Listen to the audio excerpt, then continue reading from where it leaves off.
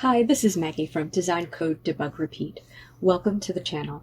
This video and the others in the Chapter 4 Problem Solving with Python playlist are an introduction to the concepts you will need to write programs with looping or repetition.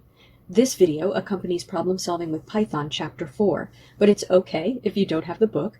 The videos stand alone as instruction on these topics. We're beginning in this video with looping or repetition flow of control, while statements, and the loop control variable. Let's dive in.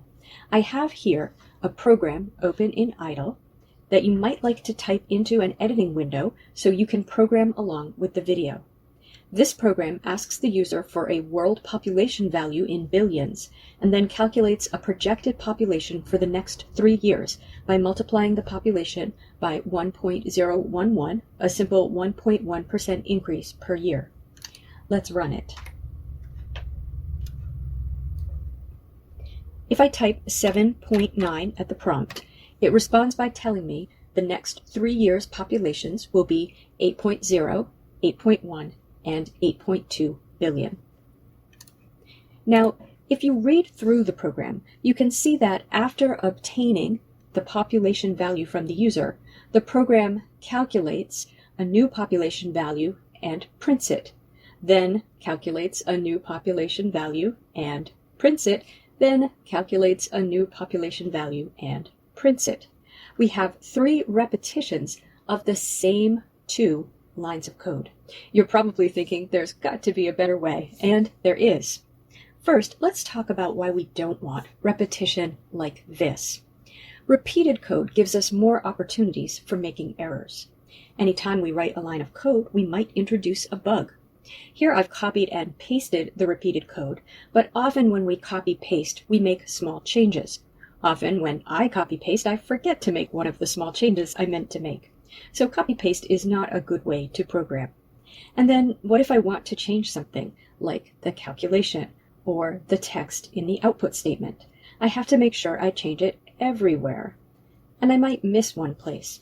And finally, this isn't too bad with 2 lines of code repeated 3 times, but what if we use a more complicated formula for population growth and we want to repeat it 100 times? Or we want to repeat it until the population reaches a certain threshold? Those are several good reasons we want the programming language to support a way to repeat code. Let's rewrite this to use the Python keyword while, one way to repeat code in Python. Most programming languages have a while command that works the same way. To write a while loop, you need to know what code you want to repeat, and you need to know under what conditions you want it to repeat. In this example, we know we want the 2 lines that I've repeated here to repeat. It's easy to see because I actually have the same 2 lines of code 3 times. And I know I want them to execute 3 times, which is a very simple condition. So I'll begin by deleting the last 2 repetitions. Now I have 1 block of code that I want to execute 3 times. To do this, I'll add a new variable. The variable won't be used for anything except to make this code repeat 3 times. So in the past, we've seen variables representing inputs and the result of calculations. But now we're going to see how to use variables to control the flow of our program. I'm going to annotate this variable as I, an integer. And above my first repeated line, population billions times equals growth rate, I'm going to write I equals 0. And then after that, still before the calculation, I'm going to write while I is less than 3, colon. And then I'm going to indent the 2 lines of code that I want to repeat. I can select the lines of code and press tab to do that. And then I need one more piece. At the end of the indented code, I'll add one more indented line, I plus equals 1. And just a quick sidebar here.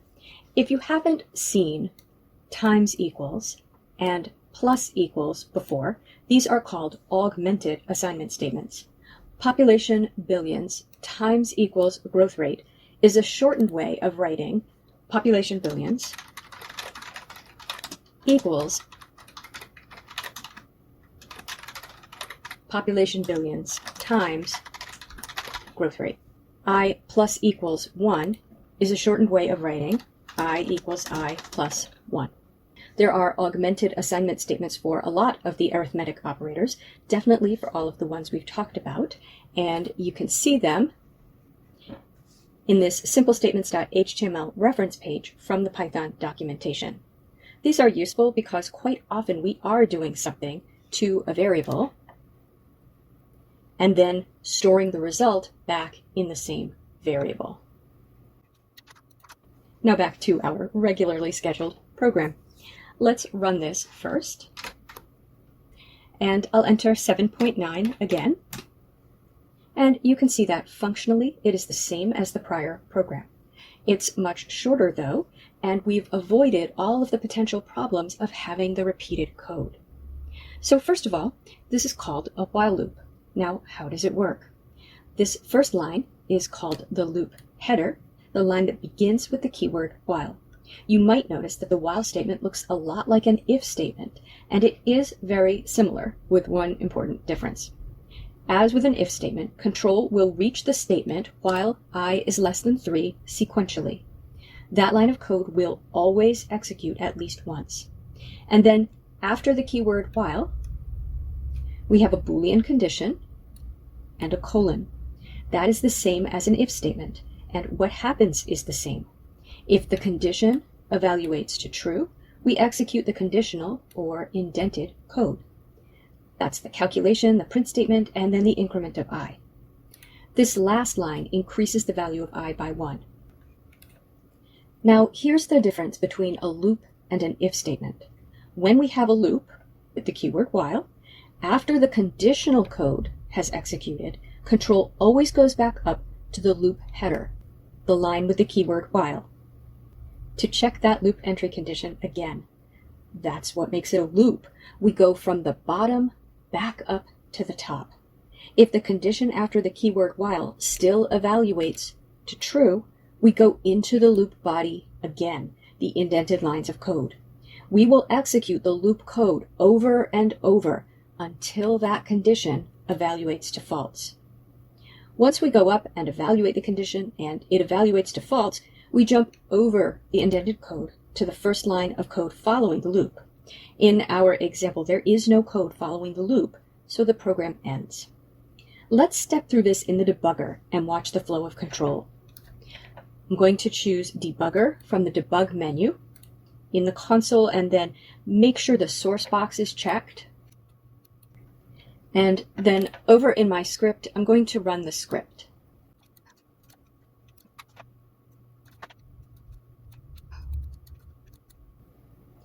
Let's jump down to the line after we obtain the population from the user by right-clicking on the line I equals 0 and choosing Set Breakpoint, and then clicking Go in the debugger. I'll enter 7.9 at the prompt. And the program stops. We can see that the variable population billions references 7.9.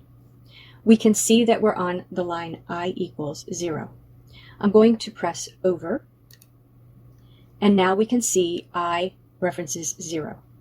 Now we're on the line while I is less than 3. And as I is 0, we know that's true, so we expect to go into the loop.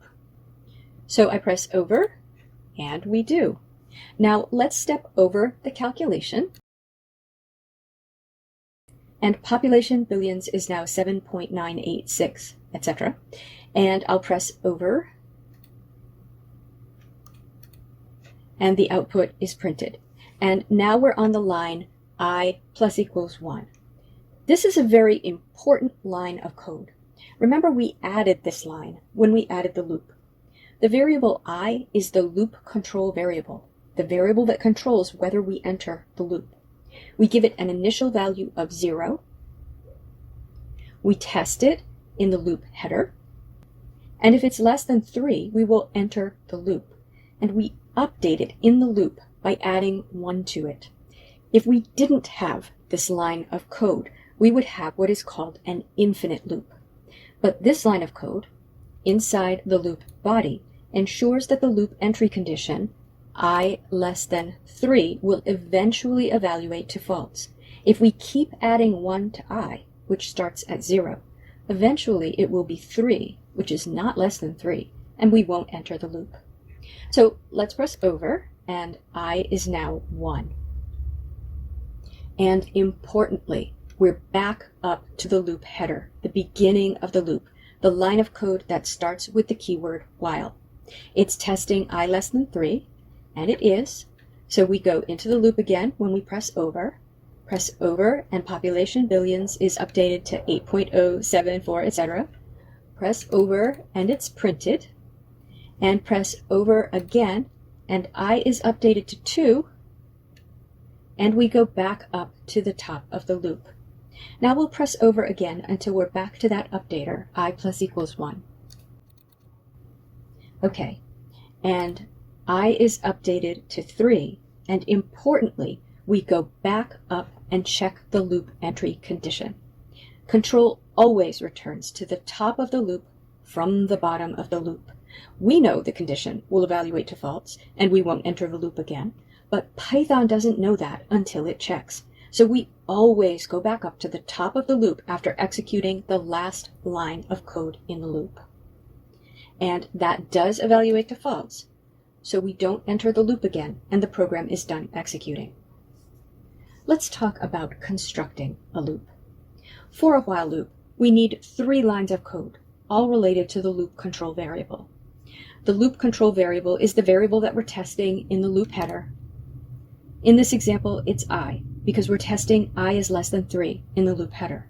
That determines whether control goes into the loop. And there could be more than one loop control variable, but let's keep this simple as the principle is the same. Our loop needs an initializer where the variable gets its initial value. That's the line of code I equals 0.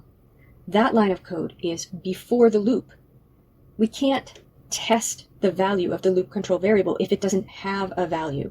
So we must give it a value sometime before the loop entry condition. Then there is the test, and that's the Boolean condition after the keyword while. If the test evaluates to true, control will go into the loop. If the test evaluates to false, the loop will be skipped.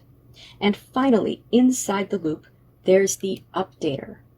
This is the line of code that changes the value of the loop control variable so that hopefully the loop eventually ends. We want to construct our initializer, test, and updater so that our loop body, the indented lines of code inside the loop, execute exactly as many times as we want them to execute, or more generally, under exactly the right conditions. Some loops will execute a fixed number of times, like this one. We've set it up with a loop control variable I so that it executes exactly 3 times. But many loops will execute until a condition that is not within our control is true, such as until the user chooses to quit, or until the loop has read the last character in a file, or until a sensor reading passes a threshold. Now, for a loop like this, a loop that executes a fixed number of times, the interaction among the initializer, the test, and the updater determines how many times the loop will execute. Take a moment and see if you can modify this loop to execute 10 times. Did you change the 3 to a 10? That's not the only way to do it, but with this pattern, starting the loop control variable at 0 and incrementing by 1 each time through the loop, if you write the loop entry condition as variable less than the number of times you want the loop to execute, you'll have a loop that executes that number of times. And this pattern is going to be useful later when we talk about lists. So I recommend using this pattern when you write a while loop that executes a fixed number of times. Okay, so that's a start on looping structures in Python. We talked about the while statement, how it alters flow of control, how to write one, and the loop control variable's role in a while statement. I'm going to end this video here, and I urge you to experiment with this. Try retyping the program in this video from scratch without looking at it, and see if you can get it syntactically and semantically correct. Try changing the number of times the loop executes. Try writing your own loop that does something else a fixed number of times. I've also included an auto-graded exercise in the description of this video, so you can practice with the video code. Once you've mastered the concepts here, you're ready to move on.